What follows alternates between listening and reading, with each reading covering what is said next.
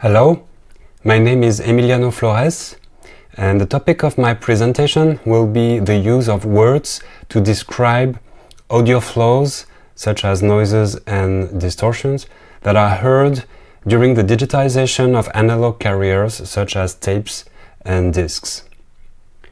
My presentation will be based on my experience as a project manager and sound engineer at Gecko for the past 6 years. Gecko is a leading audio digitization company, but my presentation will also be based on several interviews I've led with digitization project managers, either from Gecko or from some of our client institutions.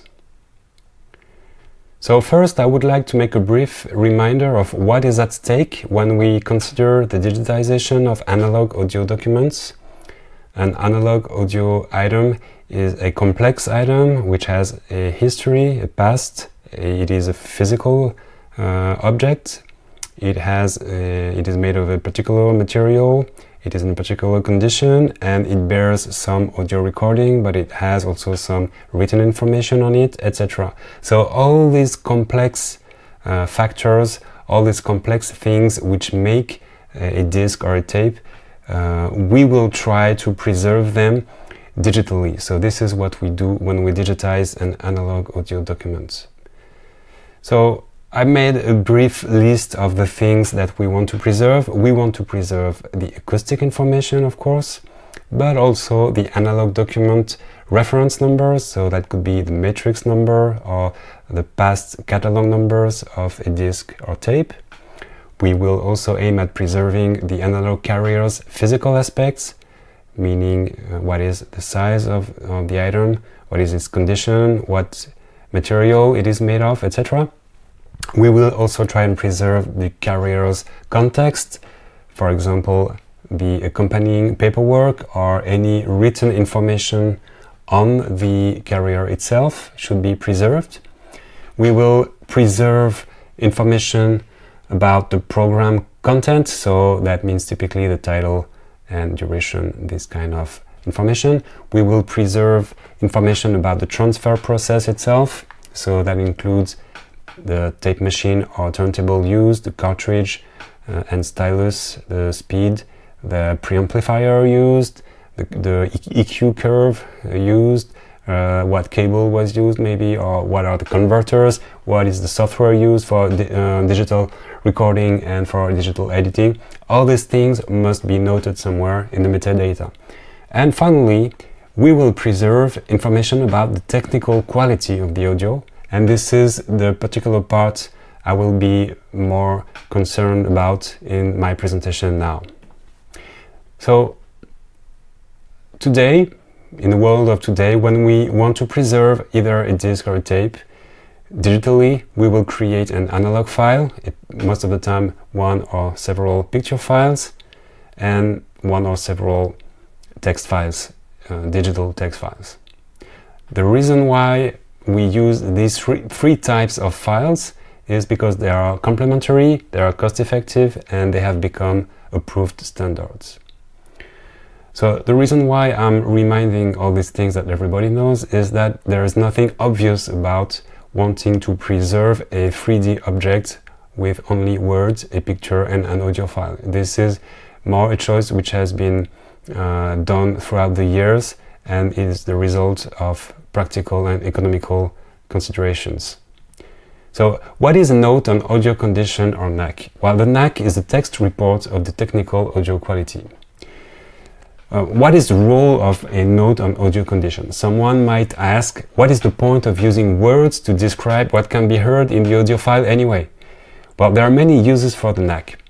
For example, starting with point 1, it mentions flaws that are due to visible mechanical movements during playback. So for example, if you have a warped disc that you are trying to digitize, chances are it will create a particular cyclic noise, and this must be described in the note on audio condition, and also the digitizing operator will be the right person to mention that the noise heard is related to a physical movement.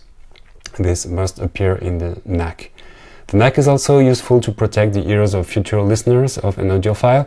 For example, if a very loud noise occurs somewhere in the middle of a disk side, this occurs quite often. The NAC gives clues for quality control validation. It also helps in anticipating the sound restoration, which will be required to bring a new life to a particular audio item.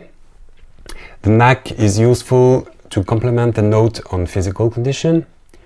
For example, if you have a scratch disk, this will be written in note on physical condition, and you will hear the audio counterpart, which will be described in the note on audio condition. The NAC helps in selecting the most suitable audio programs for further exploitation, meaning monetization or sharing online with communities. And finally, the NAC will be useful in the future using artificial intelligence, statistics, any machine learning thing, and all that is big data analytics related. These things we cannot say much about how they will evolve, but it seems quite likely that they will become more and more powerful and more useful for everyone throughout the world. So, how do we make a good NAC? So the keys to a good system of note on audio condition can be summarized in a few points.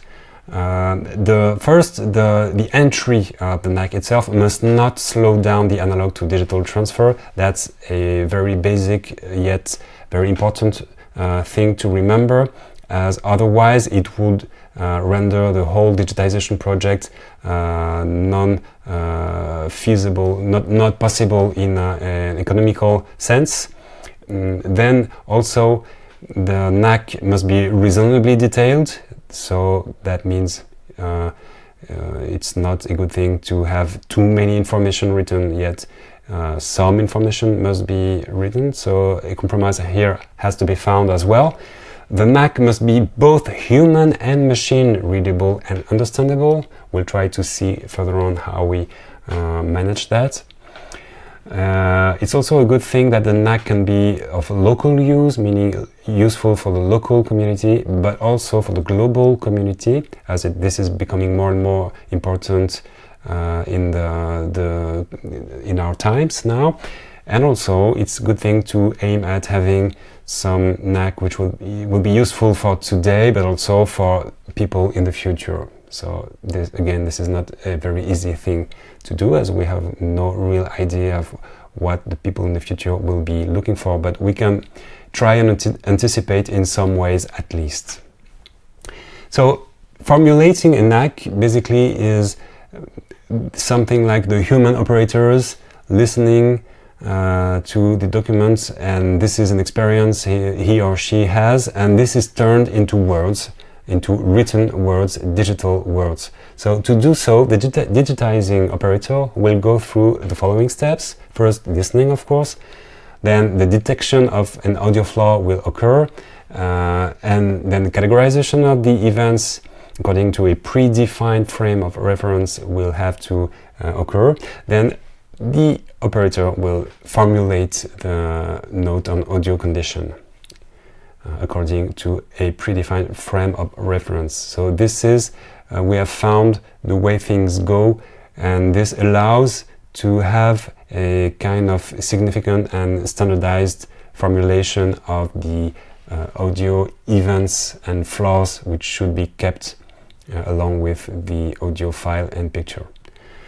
So the frame of reference is a fundamental part of the digitization project itself, as it will define the quality of the note on audio condition. If you have a good frame of reference, and this is well and a good concern for this at the beginning of the project, chances are you will end with a very well made and well detailed note on audio condition for every audio item that you will digitally create. So the operator needs a precise frame of reference.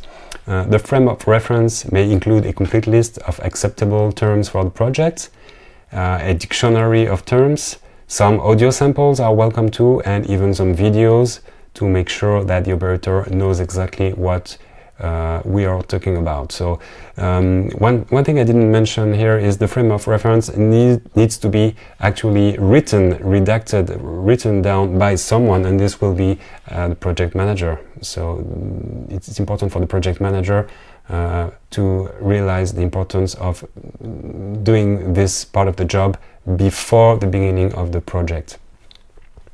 So the operator management is also an important part of the project. Of course, the operator needs assistance to fully grasp the terminology. Usually this takes up to 3 months before the operators, because there are several, sometimes several, up to, we can have sometimes up to 12 operators working on the same project, and so obviously it's a fundamental thing that each operator grasps the terminology in the right way, otherwise things will go in all directions and the words will have finally no meaning at all, because everyone will use the words in their own way, and this is something you have to be really careful about. So strong digitizing operator training is an obvious point. Less obvious but very, very important, in fact, is to have a strong QC operator at the end of the digitizing process, which will actually check not only the audio quality itself, but also the terminology used, meaning the time markers and the free field text written by the operators. During the 2 or 3 months, usually a lot of feedback takes place, meaning that the QC operator will send comments back to the operators, or even send some documents to correct, so that the operator manages to understand in which ways he is supposed to use such or such term in the dictionary for a particular project. So afterwards, after 3 months, usually the QC operator will only correct directly the small errors in terms that he will come across, and then of course things will go more smoothly and more quickly than during the first months of production. This is our experience, at least.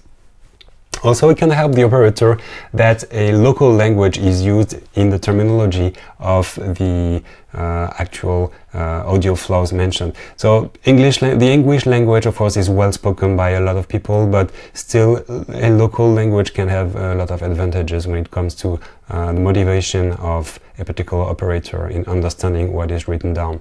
So then it can be also a good thing to use operator-friendly data entry interfaces. This can help things to go more smoothly and to not slow down the digitization process itself. I will show one example of that later on in my presentation. I've done a theoretical categorization of the audio flaws that can be found, or that we come across during the digitization of tapes and discs. So any flaw can be actually categorized with 4 dimensions by its nature, by its intensity, by its relation with the timeline, and it can be defined by its cause. So I've tried to summarize a little bit the things I've observed and that I've heard being said also by other project managers in my environment. And regarding the nature of an audio flaw, it turns out it's a good thing to make the distinction between noise and distortion. So this can be a good start when beginning to make a list of either time markers or audio comments. Begin by think about, is this a noise or is this a distortion? So what we hear by noise is the part of a document which is not related to the actual audio which was first intended to be recorded. So something which is not related with the wanted sound. Whereas this distortion is actually related to the wanted audio signal. So that would be harmonic distortion, time distortion, phase distortion, any actual distortion. So this is a fundamental distinction which can be made. Also, it's a good thing to use precise words yet understandable words. So there's a kind of compromise to find here, which is useful, because if you use words that are too vague, they will not mean a lot of things for people in the future. And all the same, if you use technical words, this will lead to nothing because no one will understand what they mean. So you have to find a good middle of the road thing, terminology for each event. In the case of use of common technical terms, you have to be very precise in the meaning, which must be very well defined in the frame of reference. I've experienced a lot of times that people use technical words because they've been to audio school or they worked for 10 years in such and such a broadcast radio, etc. So they will use words such as tape hiss or hum, or such as whatever, wow, and flutter. But everyone, in fact, will use the terms in with a different meaning. So you have to be sure that everything is kind of reset to 0, and then every operator must understand that on this particular project the words will have a very specific meaning, which is not maybe not the same meaning as it had before in an operator's life before, because well, words can have different meanings depending on if you have worked in the cinema industry or in broadcast or in music studio or in archiving environment. So this is very important. Also, don't necessarily use the words previously used by the preserving institution. I've observed many times that some words are used because they are used, so there is no real reason to keep on using words which are not really appropriate with a particular situation. So don't hesitate to at least propose a change. It can be accepted sometimes. Also, as I said, don't use excessively technical words or excessively common words, because these are too vague or too precise, depending. And then don't use strongly connotated words, and don't use words which associate the nature and the cause of an audio flaw. So I'm thinking in particular about tape hiss, which will naturally mean some kind of white noise, which is due to the tape. But sometimes you can hear some white noise on the tape which is not due to the tape itself. It can be due to whatever, a bad preamplifier or anything which would be happening before it was recorded on tape. So be careful, because if you write tape hiss, this will enter in history and will remain related to the audio file forever. So keep in mind that it's not really a good thing to use that kind of words. Also, regarding the intensity of an audio flow, it's a good thing we found that it's a good thing to use a rating system for the overall audio quality of an audio document, not so much for any specific audio flaw or distortion or noise that can be heard, but for the overall disc side, or for a complete tape, you can use, for example, a 5-star or a 1 to 10 rating system. This is usually useful and can be well done if you take the time to create a precise frame of reference with audio samples that will really define in which cases you must use which kind of note. So for example, if you have a 5-star, what kind of sound deserves a 5-star rating? So this has to be defined in 1 or 2 audio samples, obviously. Also, it's a good thing to use adjectives for some types of flaws. So, for example, the clicks, you can define something like clicks, and then you would have, for example, loud clicks. So that would make 2 different ways of defining a click, and usually that's enough, because you don't have very much variations besides just a click and a loud click. That's usually very much enough. It's a good thing we've found to give precise criteria for rating and for use of adjectives. So again, using audio examples is a very good thing.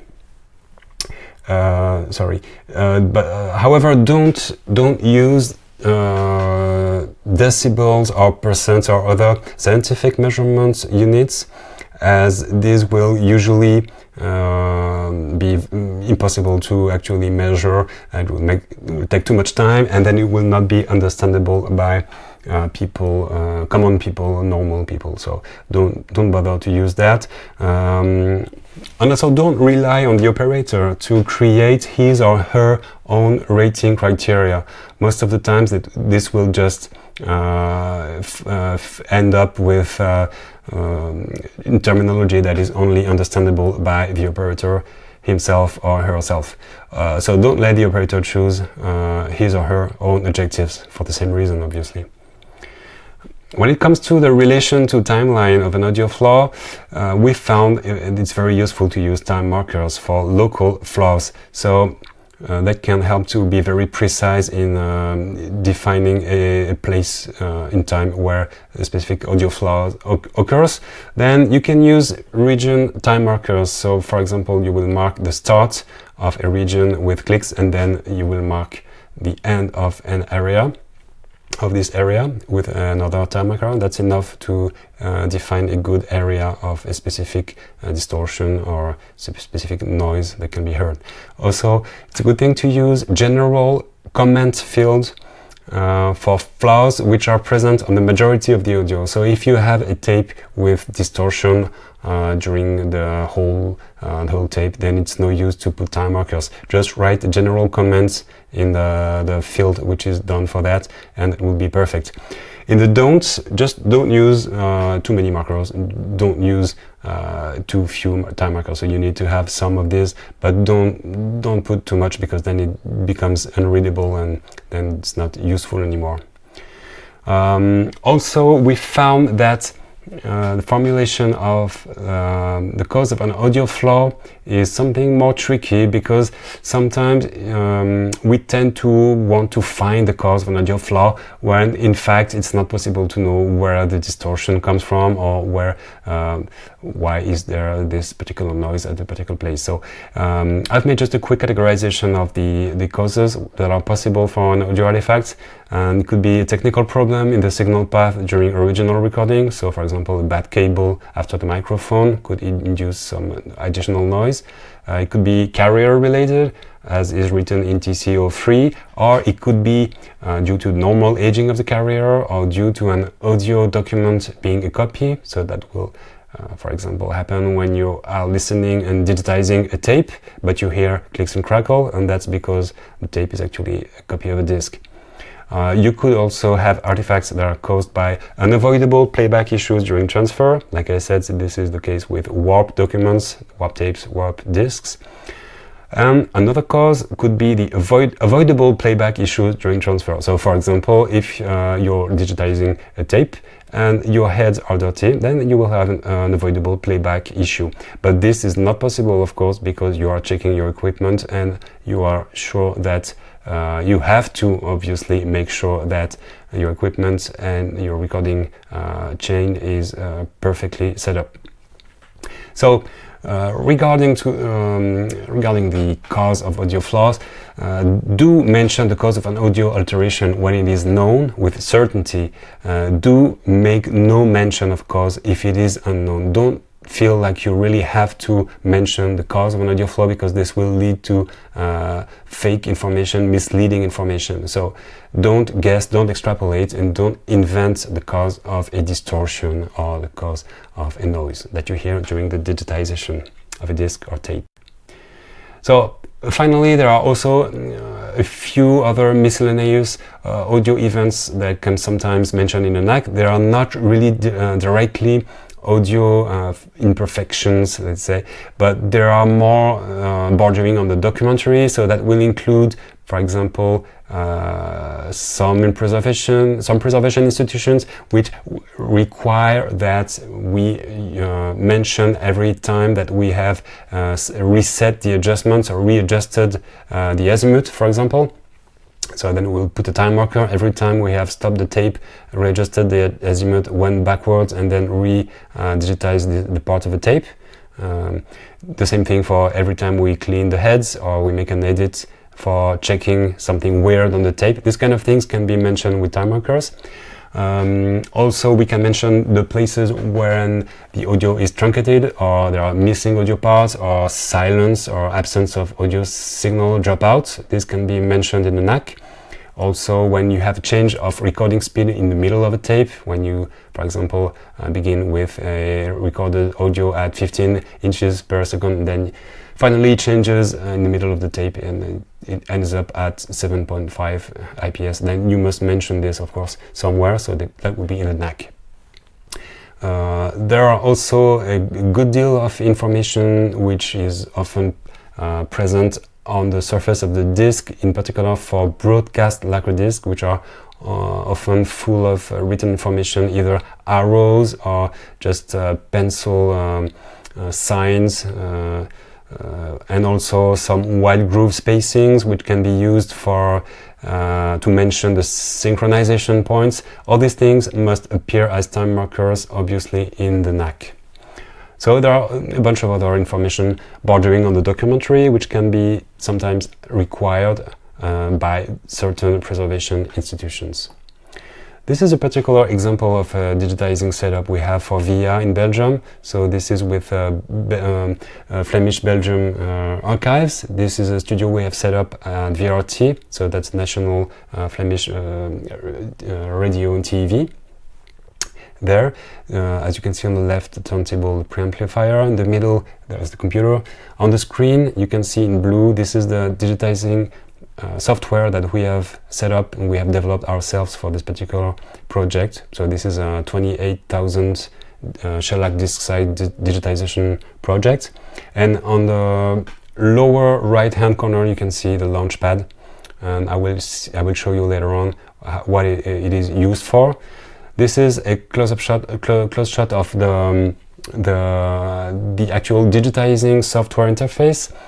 As you can see on the bottom right-hand corner of this interface, the digitization node here is filled with two contents: strong distortion, narrow audio bandwidth. When the operator right-clicks in this field, there's a selection of predefined contents that appears, and then he or she chooses the ones that he or she wants to add to the digitization node. So the operator doesn't have to invent words or terms. These terms are already predefined there.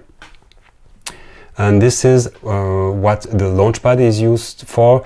On the green, every button that is in green will send information to put a time marker live during the digitization. So that means that if you hear, for example, echo or distortion, you will just push the right button and this will put time markers actually in WaveLab that we use for digitization in this particular project. This is just a small part of the manual that the operators have access to, and this defines the situations in which they must use a particular content for the digitization node. Now this is the same thing for the time markers. As you can see, there are 24 of these. Now this is what the whole thing becomes in the METS XMLs that are delivered for VIA.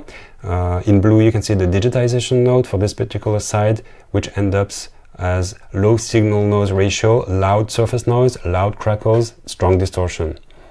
Then the same thing for the actual time markers. So there are two time markers with the same content, which is local carrier related noise. So now I'm getting near the end of my presentation, and I would like to sum up what are the requirements for a good NAC system. Well, a good NAC system must include a good standardized terminology, time markers, some free text field entry, because there are cases that cannot be planned from the start, and the operator must always have the possibility to enter some actual words of his own. Also, what is required for a good NAC system, the use of local language can be a good thing. The use of terms that are understandable by everyday people. It's a good thing to avoid imprecise terms and terms which are too technical too. It's a good thing to aim at attaining equivalences between world languages. So this is what we will try and develop actually at Gecko in the coming years. So if you're interested in this, please contact us. We will try to go in that direction of having equivalence of one word for one noise. Basically, that's the idea. in every world language. It's a good thing to use global frame of reference and also a standardized rating criteria. So this has to be defined in the frame of reference at the beginning of the project. Also, be ready to change the formulation habits of the preserving institution. It can sometimes be a good idea and it can work. Also, a good and strong QC is one of the most important things in a digitizing project. Not only for the quality of the audio itself, but also for the formulation of the NAC, and that's really a very, very important thing. Obviously, the digitizing operator needs a strong training. And he or she can be helped by proposing to use operator-friendly data entry interfaces, and don't extrapolate the cause of an audio flow if you don't know what is the cause of a noise. Just don't write about the cause of this particular noise. So finally, this is just to show you what we are trying to move towards now. We are trying to define an international one-to-one language equivalence of terms to define particular noises or distortions that are heard in audio archives during digitization. So typically the word surface noise in English could be translated in German as Eigengeräusch, and in French bruit de surface, and maybe in other languages. Hopefully you can help us and tell us how you would say such words, what words you would use to describe this particular situation of a surface noise. And of course, this is only an example. You will have to do that job for every noise and distortion that can be possibly heard. So, well, that's it. If you're interested in contributing to the shared standard terminology, please contact us at Gecko, and let's work together on this project. So thank you for your listening, and I would like to thank the following people who helped me during the survey: Vincent Fromont of INA, Luc Verrier of BNF, Brèche de Clerc of VIA, Christine Fedweiss of VRT, Gaëtan Chénion, Adrien Bailly, and Karen Bonne from Gecko. Thank you very much. Bye-bye.